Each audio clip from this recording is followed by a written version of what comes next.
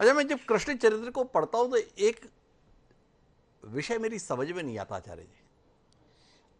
आप बताते हैं कि कृष्ण जी को ब्रजभूमि से बड़ा प्रेम रहा, ब्रजवासियों को कृष्ण जी से बड़ा प्रेम रहा, पर ऐसा कैसा प्रेम था कि एक बार अगर ब्रजभूमि को कृष्ण जी ने छोड़ा तो दोबारा आने की जहमत अपने जीवन काल में उठाई नहीं।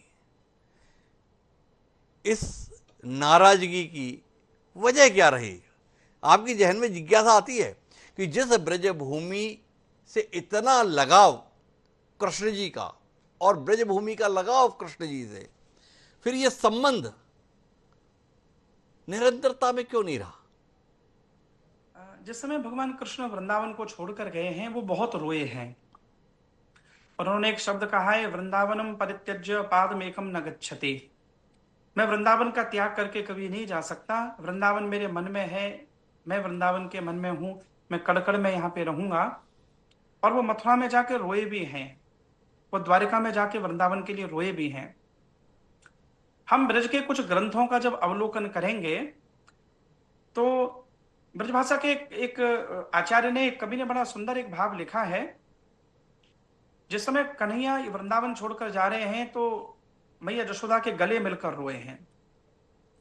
तो एक गोपी ने उस समय उनको कहा है कि श्री कृष्ण, हमारे प्रेम को ठुकरा के जा रहे हो, इस प्रेम भूमि को, लीला भूमि को छोड़कर जा रहे हो, तो कम से कम आप यह तो देख लेते, मैया जशोदा के प्रेम को ना विसराएं।